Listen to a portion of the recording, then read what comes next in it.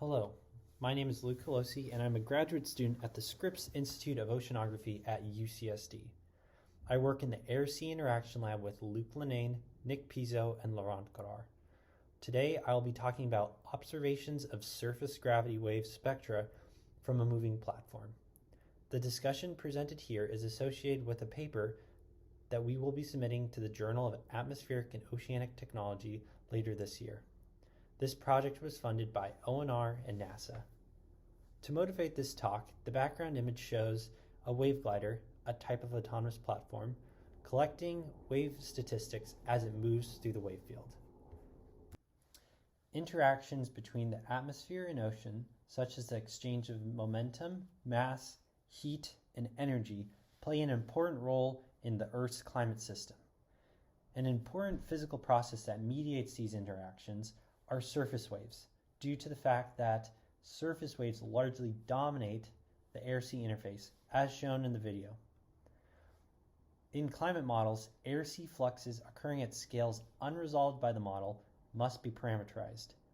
By quantifying the influence surface waves have on air-sea interactions, physics-driven improvements to parameterizations may be made, thus helping us advance our climate models. Therefore, this motivates the need for high-quality measurements of surface waves to improve our understanding of the underlying physics of the air-sea system. Next, we must ask what observational platforms are available to us for obtaining high-quality measurements of surface waves. Historically, measurements of waves have been recorded by wave buoys, satellites, and research platforms. However, there is a new generation of instrumented platforms coming on the scene, and these are autonomous surface vehicles. A few, for example, are sail drone, wave gliders, and Autonaut. The advantages of autonomous surface vehicles include that they are uncrewed, therefore they can be controlled remotely. They can endure long duration deployments in remote areas collecting data, and the measurements taken aboard these platforms are taken over broad spatial and temporal timescales.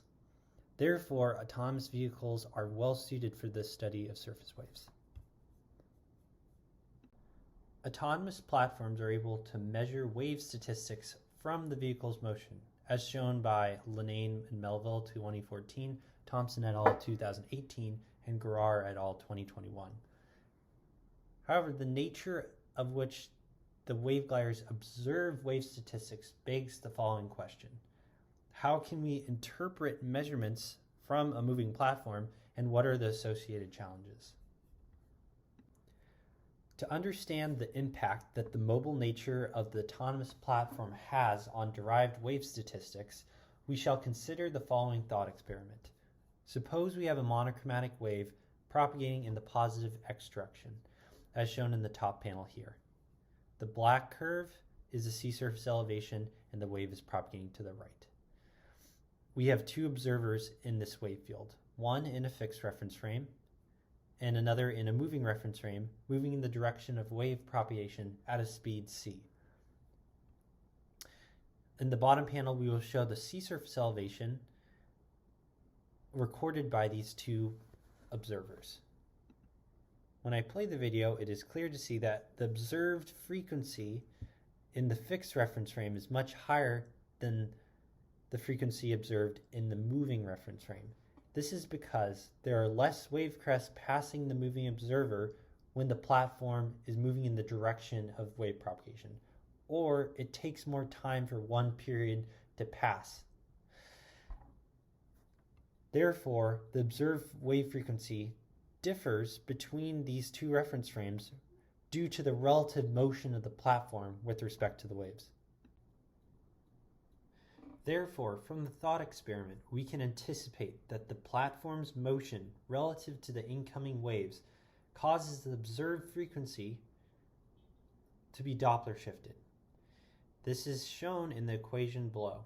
Here we define the observed frequency as the frequency measured in the moving reference frame of the platform. and the intrinsic frequency as the frequency measured in the absence of platform motion, such as in the fixed reference frame. And what we show here is that this difference in frequency between these two is due to this Doppler shift term, which is a function of wave number, magnitude k, the platform speed u, and the relative angle between the direction of wave and platform propagation. Therefore, the observed frequency is a function of k, theta, u, and phi, where phi is the direction that the wave glider or platform, autonomous platform is moving, and theta is the direction that the wave's moving in.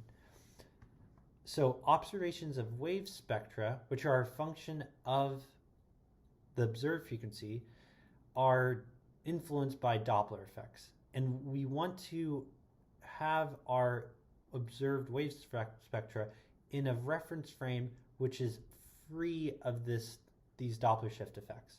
And this, in order to do this, we need a mapping. This requires a mapping from our observed to our intrinsic frequency. So we have a wave spectra that is independent of the motion of the wave glider.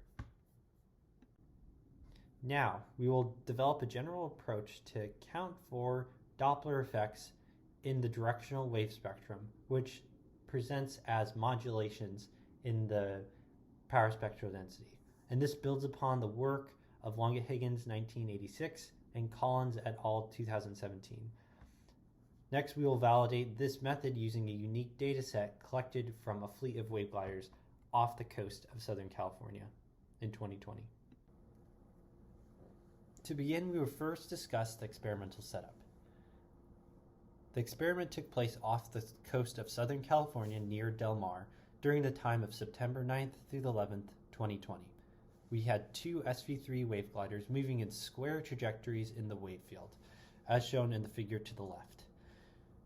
The red and blue curve shows the trajectory of the wave glider throughout the entirety of the experiment. And we can see there's a large square trajectory, which has 100 meter legs, and a smaller square trajectory that has 500 meter legs. The environmental conditions included winds of 2 to 8 meters per second coming from the northwest, and sea state ranging from 0.8 to 1.2 meters in significant wave height, with wind waves coming from the northwest and swell coming from the southwest. As discussed previously, the directional and omnidirectional wave spectra can be computed from the motion of the platform.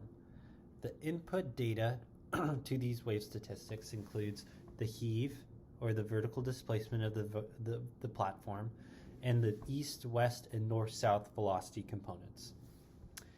Using this data, we derive the directional wave spectra shown here using a maximum entropy method. And what we can see is our low-frequency swell wave system coming from the south, and our wind-sea wave systems coming from the from the northwest, and then another one, a smaller one, coming from the southeast. Also, the omnidirectional wave spectra can be computed by just taking the fast Fourier transform of the heave and looking at the power spectral density. We denote that as S of F obs. We will also be looking at the saturation wave spectra, which is this omnidirectional wave spectra multiplied times the observed frequency to the fifth power. What this does is it weights higher frequencies so that we can explore what's happening at high frequencies due to the Doppler effect. Now, if we compute omnidirectional wave spectra in 20-minute intervals throughout the entirety of the experiment and line these up one after another, we obtain a wave spectrogram, which is shown over here on the left. On the x-axis we have time, on the y-axis we have the observed frequency, and the color bar or heat map shows the power spectral density. And what we can see here is we have our swell component with high energy at low frequency, and then we also have wind sea component showing up in these frequencies.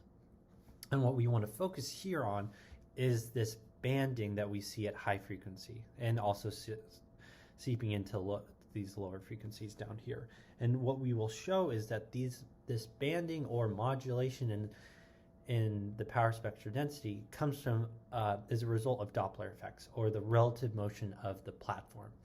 To emphasize these modulations, we can look at the saturation spectrogram, which, if we look in this region over here again, we see very clearly these bands or these modulations of power spectral density.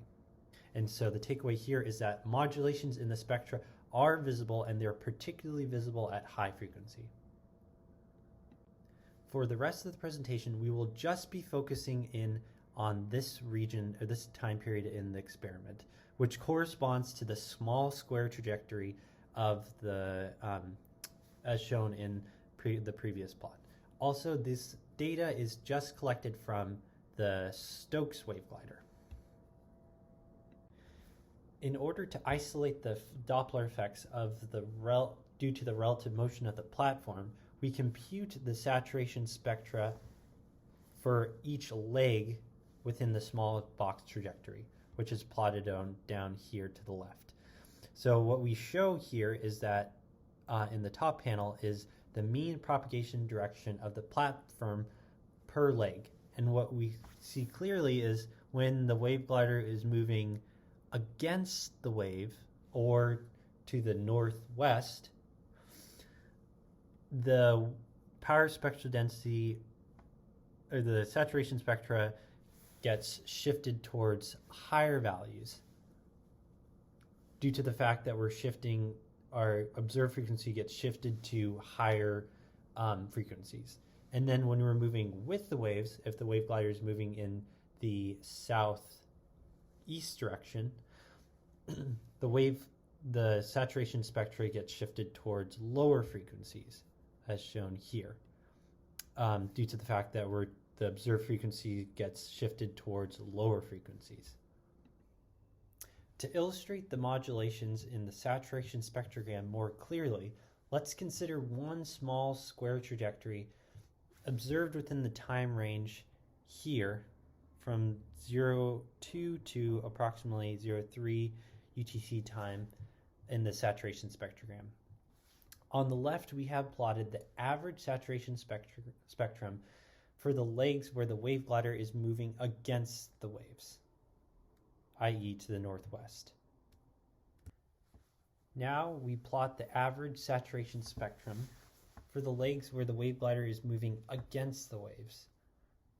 We see at high frequency that the saturation spectrogram for the legs moving with the waves has a lower power spectral density due to the shift towards lower observed frequencies, whereas the against wave saturation spectra has higher power spectral density.